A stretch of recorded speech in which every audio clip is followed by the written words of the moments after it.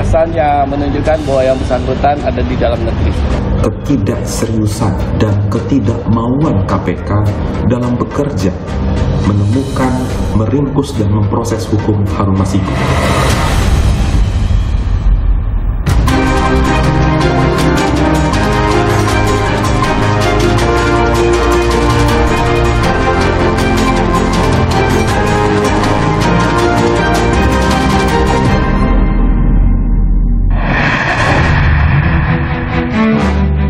Buronan KPK dan tersangka suap Harun Masiku diduga berada di Indonesia.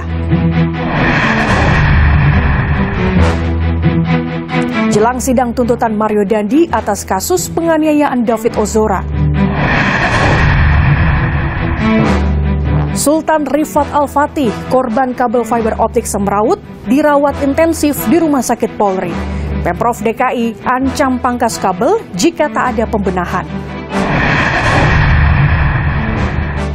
Kasus mahasiswa Universitas Indonesia dibunuh seniornya. Ayah korban meminta pelaku dihukum mati. Halo saudara, bagaimana kabar Anda? Semoga Anda selalu sehat. Selama 30 menit ke depan, laporan khusus kembali hadir menghadirkan informasi penting dan menarik lainnya. Bersama saya, Gracia Adur, inilah laporan khusus selengkapnya. Buronan KPK dan tersangka suap Harun Masiku diduga berada di Indonesia. KPK menyebut tengah memperkuat kerjasama dengan Divisi Internasional Polri guna mencari keberadaan buronan KPK. Namun peneliti Indonesia Corruption Watch menilai terdeteksinya Harun Masiku menjadi bukti ketidakseriusan KPK menangkap dan memproses Harun Masiku.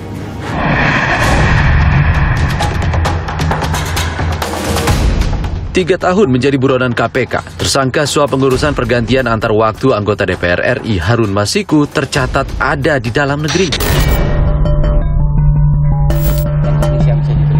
Hal itu diungkap Kadif Hubungan Internasional Polri Irjen Krisna Murty usai bertemu pimpinan KPK. Namun, Krisna mengaku tak ingat tanggal pasti data perlintasan yang dimaksud. Dia hanya ingat Harun Masiku sempat keluar negeri dan kembali ke Indonesia 1 hari setelahnya. Batasan yang menunjukkan bahwa yang bersangkutan ada di dalam negeri. Jadi rumor-rumor yang beredar seperti itu yang kami sampaikan. Tapi kami tidak menghentikan pencarian terhadap yang bersangkutan di luar negeri. Itu per kapan Pak data perlintasan itu Pak? Lupa tanggalnya, tapi ada. Tahun ini Pak? Ya, tahun ini. Hari setelah dia keluar dia balik lagi. Sementara, Kepala Bagian Pemberitaan KPK Ali Fikri menyebut saat ini pihaknya tengah memperkuat kerjasama dengan Divisi Internasional Polri guna mencari buronan KPK termasuk penanganan kejahatan transnasional. Tentu ke depan untuk memperkuat kerjasama dua lembaga antara KPK dengan Internet Interpol dalam pencarian beberapa buron dan juga kerjasama lain kejahatan transnasional tentunya ya. Peneliti Indonesia Corruption Watch menilai terdeteksinya Harun Masiku di Indonesia menunjukkan KPK tak serius menangkap dan memproses mantan politisi PDI Perjuangan itu.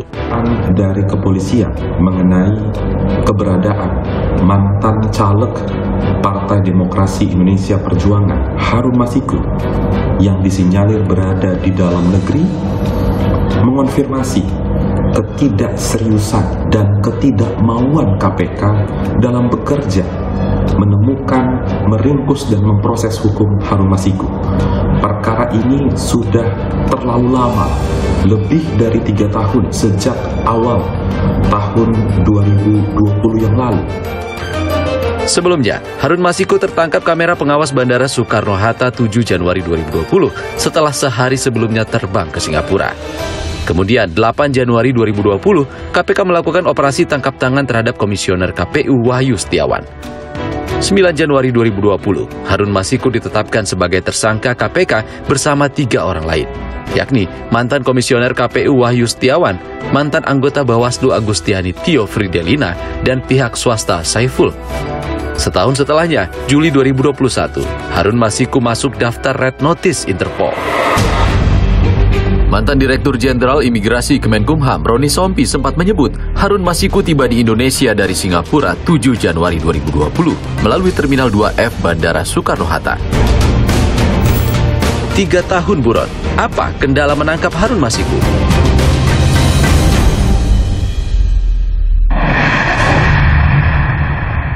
Sidang tuntutan Mario Dandi atas kasus penganiayaan David Ozora digelar 10 Agustus mendatang.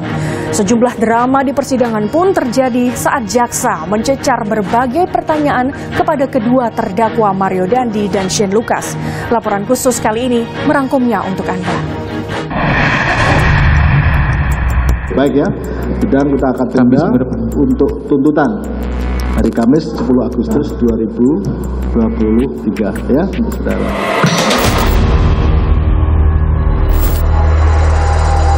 Sebelumnya Kamis 3 Agustus lalu, sidang kasus penganiayaan David Ozora dengan terdakwa Shane Lucas digelar. Drama persidangan berlanjut saat jaksa mencecar berbagai pertanyaan terkait perkenalan Shane dengan Mario hingga pengaruh Mario dalam pergaulan saat berkumpul. Bahkan, Shane mengaku minta bantuan Mario saat ditilang polisi. Nah, iya, kenapa kalau ketilang, kenapa harus minta tolong sama Mario? Karena waktu itu dia juga belum pernah bilang, kalau ditilang ngomong aja sama gua. Tak hanya Shane Lucas, sang kekasih Melianti Agustina turut dicecar berbagai pertanyaan oleh jaksa penuntut umum terkait isi chat Shane Lucas menemui Mario Dandi saat penganiayaan terjadi. Pesan WA kamu mau nemenin Dandi fighting OTW. Iya. Hah? Ingat apa tidak?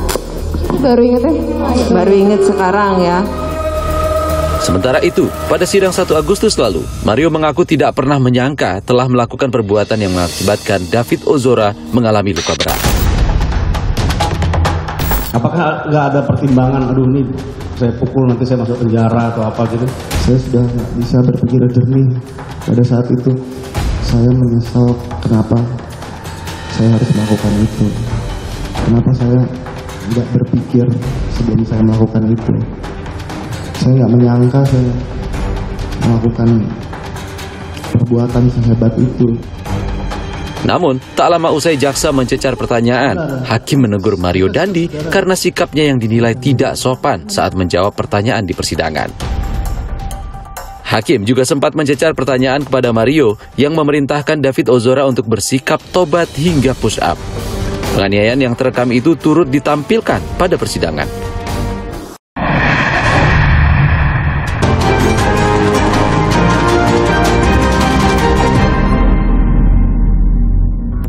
Saudara, pasca terjerat kabel fiber optik yang menjuntai di Jalan Antasari, Jakarta Selatan, kondisi Sultan Rifat Al-Fatih masih memprihatinkan. Kini Sultan menjalani perawatan intensif di Rumah Sakit Polri. Sementara itu, Pemprov DKI Jakarta beri waktu 1 bulan untuk perusahaan membenahi kabel semraut dan mengancam akan memangkas kabel jika tak ada pembenahan.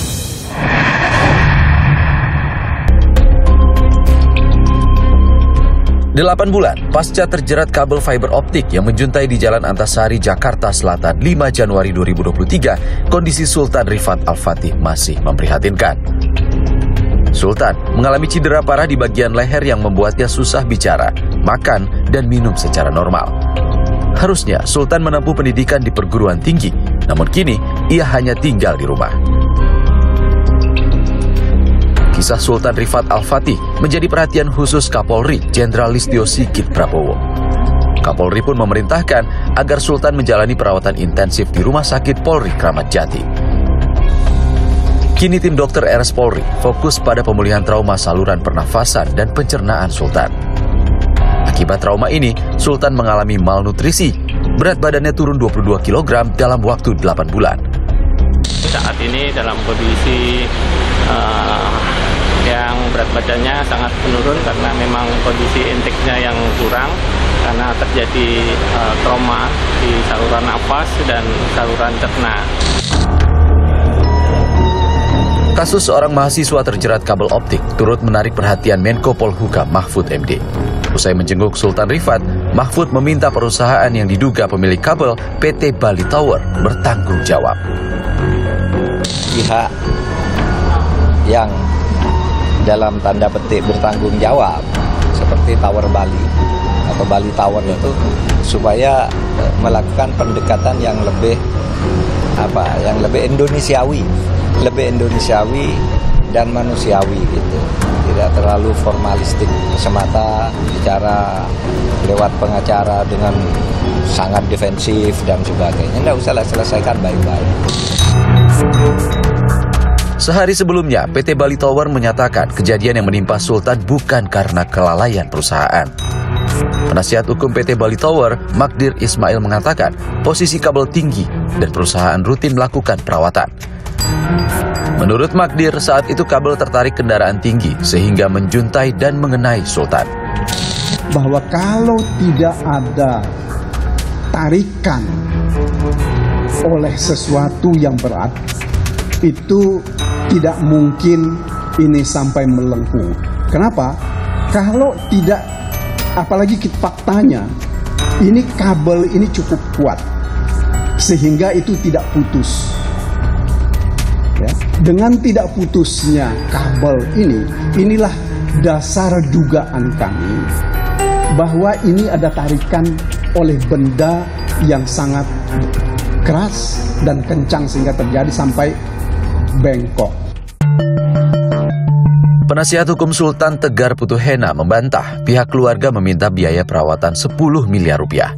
Penasihat hukum Sultan justru menyayangkan perusahaan tak berani menunjukkan rekaman 3 kamera pemantau atau CCTV di lokasi kejadian. Pertanyaan saya, kenapa dihapus? Kenapa dihilangkan? Kan beberapa hari setelah kejadian itu ada petugas yang datang. Oh, ini ada kejadian kabel menjulur, kemudian ada kecelakaan. Harusnya kan di playback dong. Peristiwa naas Sultan terjerat kabel optik berawal ketika korban dan teman-temannya melintasi Jalan Pangeran Antasari pada malam hari 5 Januari lalu. Terlihat ada kabel optik menjuntai hingga membuat sejumlah kendaraan melambat. Tak dinyana, kabel menjuntai ini tersangkut ke bagian atas mobil yang melaju di depan Sultan.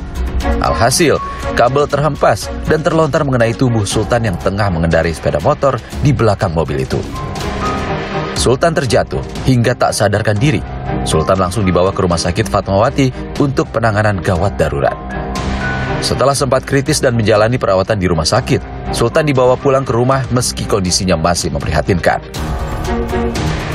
Sultan akhirnya dirujuk ke RS Cipto Mangunkusumo untuk mendapatkan penanganan lebih lanjut. Tak hanya Sultan, kabel semraut juga memakan korban hingga berujung maut.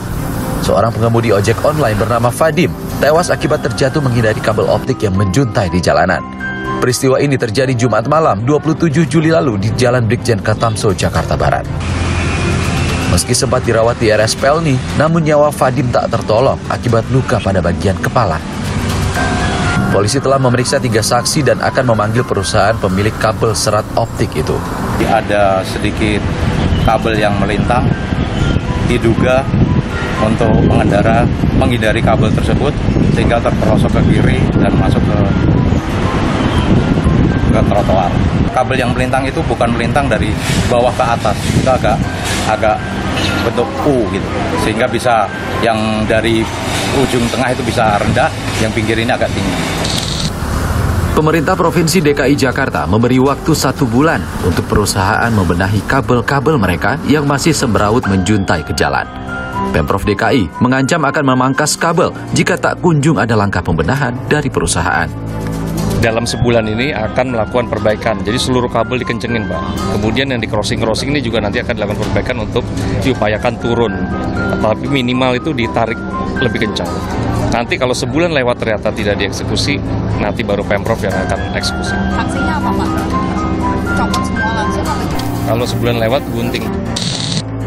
Sementara pengamat tata kota Universitas Trisakti Nirwono Yoga menyebut sejumlah ahli telah merekomendasi aturan penataan kabel di Jakarta sejak 2 dekade lalu. Namun, pemerintah lambat menanganinya.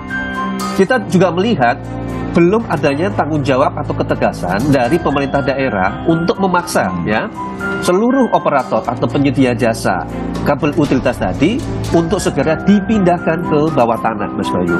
Padahal ini sudah kurang lebih kami sudah merekomendasikan sekitar 20 tahun yang lalu untuk dalam tanda petik mempunyai payung hukum yang memaksa pihak penyedia jasa utilitas tadi untuk dipindahkan ke bawah tanah tadi Mas Bayu. Seluruh kabel tidak boleh lagi ada di atas. Artinya per 2024 pemindahan harus dilakukan dalam tanda petik pemaksaan ya.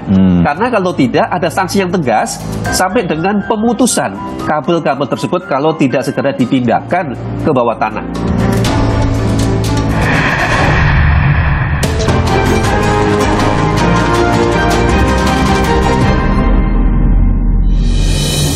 Saudara, mahasiswa Universitas Indonesia dibunuh seniornya. Pelaku juga merampas harta korban. Pelaku mengaku gelap mata karena terlilit utang pinjaman online.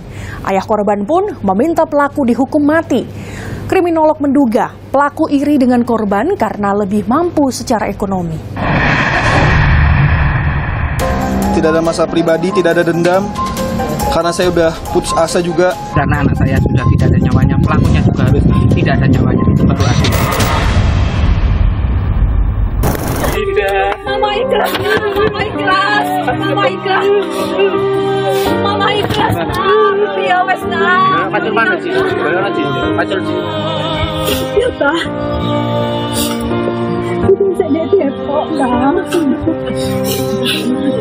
Isak tangis mewarnai proses pemakaman Muhammad Naufal Zidan, mahasiswa Universitas Indonesia yang tewas dibunuh seniornya.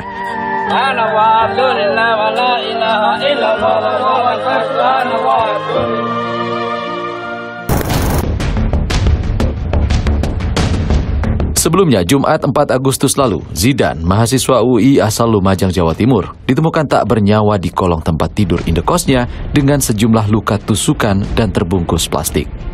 Naas, terkuak 2 Agustus lalu, Zidan dibunuh seniornya sendiri, Altaf Fasya Arnika Basya. Altaf, senior Zidan mahasiswa jurusan sastra Rusia Universitas Indonesia itu mengaku gelap mata karena terlilit utang pinjaman online hingga 15 juta rupiah. Altaf mengaku terpaksa berutang gara-gara rugi investasi kripto yang mencapai 80 juta rupiah. Apa aja yang ada di sini? Barang-barang apa aja? Berupa apa? Barang itu apa aja? Barang-barang korban. MacBook. Nah, ini pisaunya. Ini. Ini pisaunya. Perlu saya pegang apa? Nggak usah. Itu. Utang saya cuma 15 juta, Pak. Total kerugian saya ada 80 juta di aset kripto saya, Pak. Oh, 80 juta. Kerugianmu 80 juta. Ya. Utangmu 15 juta. 15 juta ke pinjol dan ke teman-teman, Pak. Nah, termasuk kepada korban. Korban sudah selesai, Pak, utangnya. Berapa utangmu kepada korban? 200.000, Pak. 200.000. Sudah membayar? Sudah, Pak. Coba minta ke orang tua. Sudah, Bang. Sementara itu, penjaga indekos mengungkap keanehan pelaku sebelum tertangkap. Tersangka sempat menawarkan ponsel untuk membayar tunggakan uang kontrakan sehari setelah pelaku membunuh korban. Ya, saya pergi dulu, Bu. Saya mengambil paket HP, saya jual dulu, saya mau bayar kosan nanti kurangannya, gitu. Apa ibu aja yang menjual HP-nya? Saya bilang enggak, saya ibu nggak tahu masalah jual HP. Tahunya pokoknya ibu nanti uangnya aja, saya bilang gitu. Oh yaudah, saya keluar dulu, Bu, mau jual HP.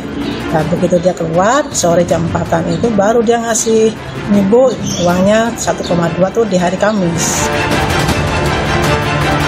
Pasalnya, usai membunuh, pelaku merampas laptop, dompet, hingga ponsel korban. Belum sempat menjual seluruh harta korban, pelaku mengaku tak tenang dan didatangi korban dalam mimpi, bahkan sempat ingin untuk bunuh diri. Saya Altaf Fasya Arnika Basya, kakak tingkat dari almarhum Muhammad Naufal Zidan, ingin meminta maaf sebesar-besarnya kepada ibu korban, bapak korban, keluarga korban, kerabat-kerabat korban. Saya akan menjalankan hukuman dan menerima konsekuensinya dengan kooperatif. Namun, permintaan maaf pelaku tak membuat luluh hati keluarga. Ayah korban meminta pelaku pembunuh anaknya dihukum mati. Saya berharap pelakunya harus mati karena anak saya sudah tidak ada nyawanya. Pelakunya juga harus tidak ada nyawanya. Itu baru adil. Bagi saya seperti itu. Sementara itu, kriminolog menilai selain terlilit utang, pelaku diduga memiliki rasa iri dengan korban karena lebih mampu secara ekonomi. Soal terhimpit utang itu adalah yang eksternal, tapi juga pada saat yang lain juga ada hal-hal internal. Konon dari pemberitaan lain kita melihat bahwa ada soal iri juga. Tapi juga di pihak lain ada soal bahwa yang bersangkutan berani. Kalau lihat dari badannya saja, kan badannya si pelaku kan besar ya, besar dan dia kakak kelas pula, sehingga merasa superior dibandingkan adik kelas ya, yang kelihatannya juga lalu lebih mampu secara ekonomi. Jadi bagaimana perasaan superior itu kemudian lalu hendak dimanifestasikan dalam bentuk perbuatan fisik yang bersifat eksploitatif terhadap si adik juniornya. Kini Muhammad Naufal Zidan telah tiada. Tak hanya keluarga, pihak Universitas Indonesia turut berduka. Turut berduka cita atas wafatnya Ananda Zidan. Zidan sendiri dikenal sebagai mahasiswa yang sangat cerdas, sangat potensial. Almarhum saat ini menempuh studi, sudah menyelesaikan studi di semester kedua. Dan indeks prestasi kumulatif almarhum sangat tinggi, yaitu 3,83. Polisi pun telah menetapkan Altafasya Artnika Basya sebagai tersangka kasus pembunuhan berencana dengan ancaman hukuman maksimal mati. Informasi tadi sekaligus menutup perjumpaan kita. Tetap pantau terus informasi pemilu 2024 hanya di Kompas TV independen terpercaya. Saya Gracia Adur, pamit undur diri. Sampai jumpa.